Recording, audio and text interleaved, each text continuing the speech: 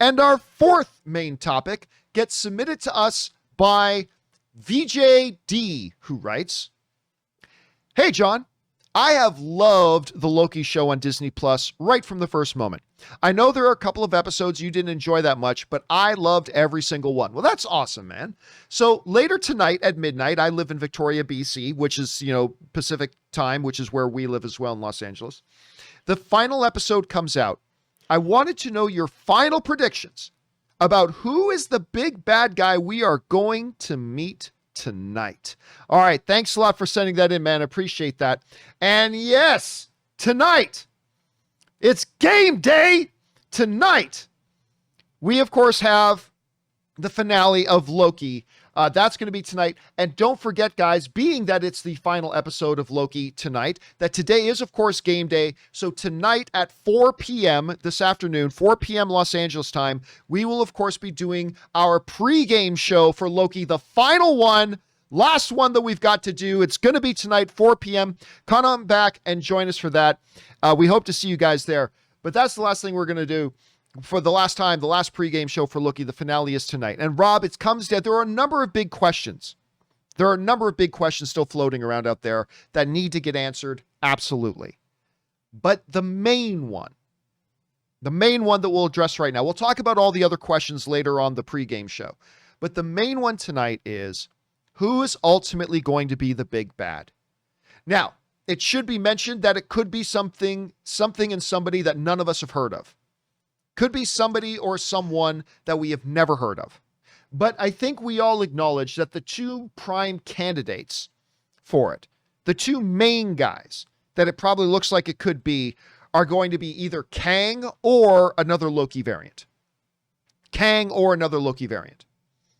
So understanding that it could be a third option and it could be somebody else entirely, we understand that.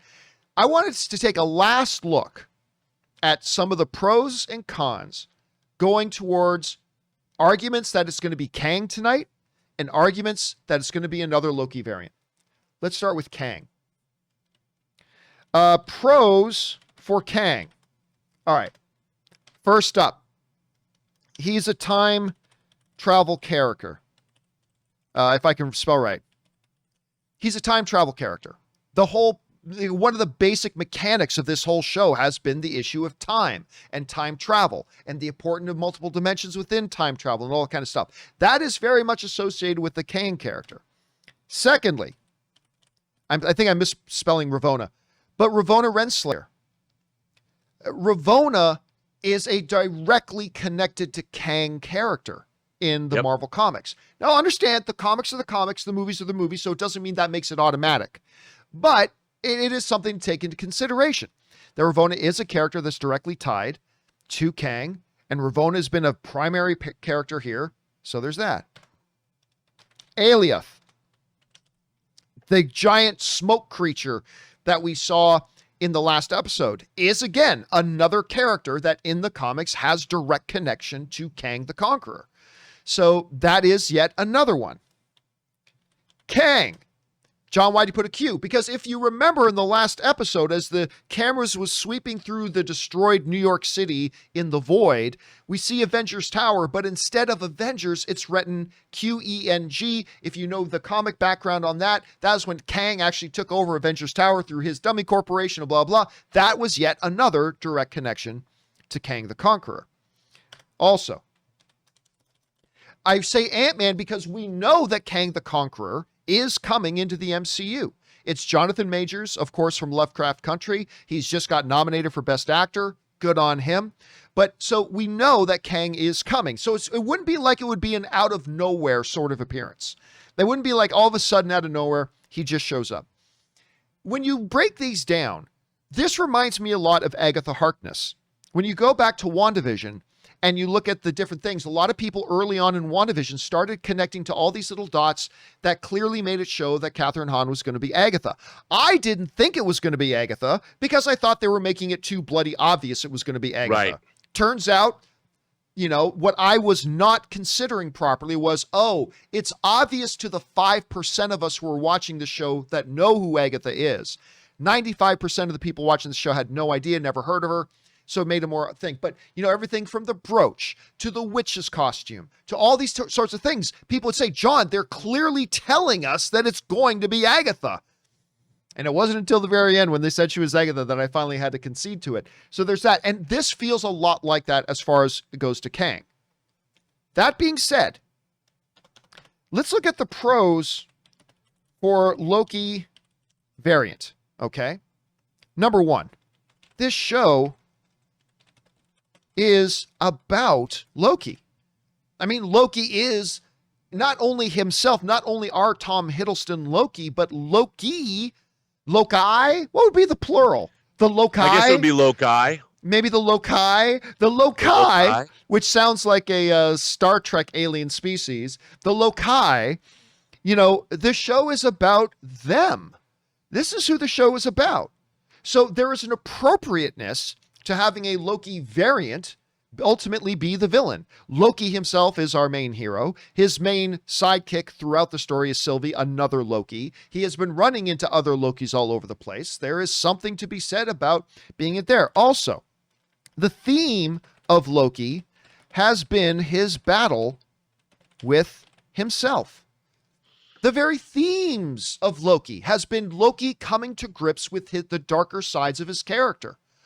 Whether it's in episode 1 saying it's an illusion, it's a mirage, control and power, it's a mirage created by the weak, and he was talking about himself. Or moving fast forward to the last episode when he's talking to Sylvie, and he comes to another moment of self-realization when he says, I have betrayed everyone that's ever loved me, from my brother to my father. And he goes on and on. This whole show has really been a deconstruction of the Loki character identifying himself, recognizing the darker parts of himself, and wanting to be something better. For it to come down to be a final battle between himself, the Loki he is becoming versus the Loki that he would fear himself being, sitting on the throne in that castle in the void, that's a strong argument.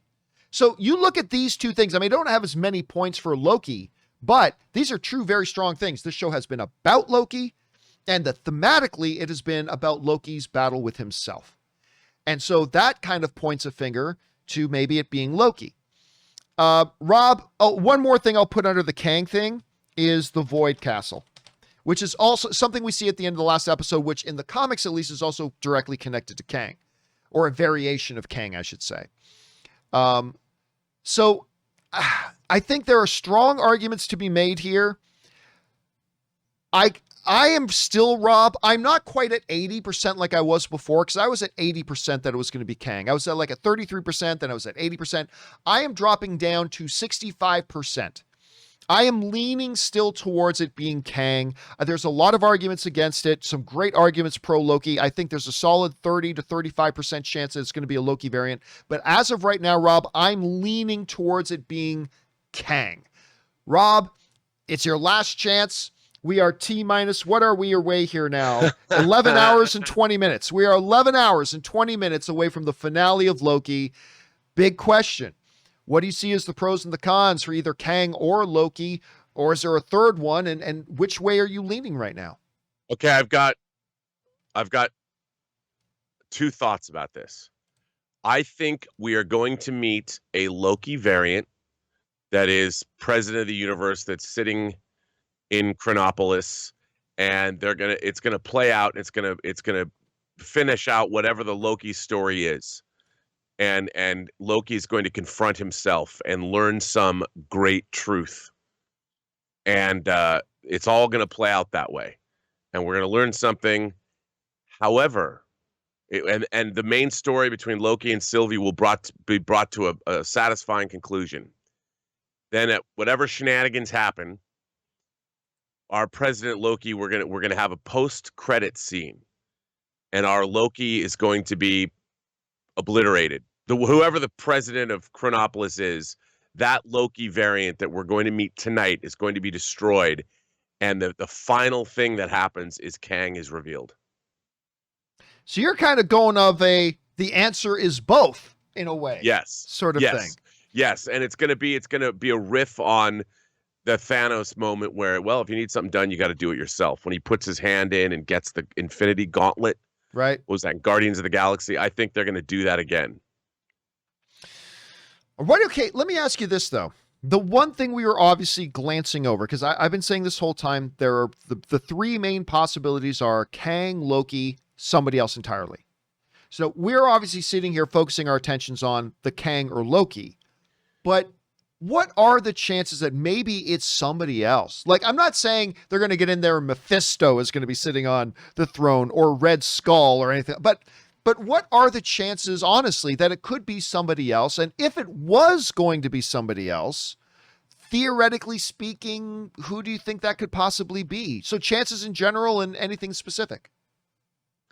I really don't think it can be anyone else because, like you pointed out, the show is about Loki, and it's about him coming to grips with certain aspects of himself that he didn't come to grips with in the MCU.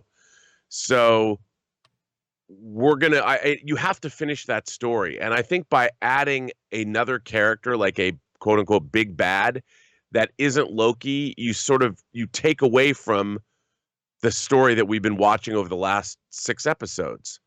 So I don't think, I mean, everything points to, as you pointed out, it's all Kang centric. Everything we've seen, Chronopolis here, if they're going to call it that, Alioth, Renslayer, all of these characters in the comics surround Kang, and they've always looked to the comics for inspiration, what to do with the movies and now the shows. So, I mean, obviously, I think the obvious choice would be to go with Kang, but there's not even an inkling of who Kang is yet for, like you said, viewers who haven't been reading the comics. They just don't know. So to add in a whole nother character in the last episode, unless it's an hour and a half and we don't know, I think it can only be Kang or a Loki variant. I don't think they could add anyone else because that would sort of be a betrayal for the audience. Like, you'd be like, wait, who is this person? And then even the people that are familiar with the comics are going to be like, wait, this isn't what they've been setting up. So I think it's going to be both. I think they're going to go with the Loki variant and Kang at the end. Well, guys, the question is for you. I mean, it's it. We're down now. We're less than 11 hours away. It is, of course, game day for Loki. The finale is tonight. What are you guys thinking? Are you leaning Kang? Are you leaning Loki? Or are you leaning somebody else? Maybe it's Miss Minutes. Maybe it's the guy with the Infinity Stone paperweights who didn't know what a fish was. Maybe it's, I don't know, maybe it's Odin. Maybe it's an Odin variant sitting on the throne when he gets in there. I don't know, a lot of possibilities. I still think it's probably Kang or Loki variant. Which way are you guys leaning? Jump down into the comments section below and let us know your thoughts. Okay, guys.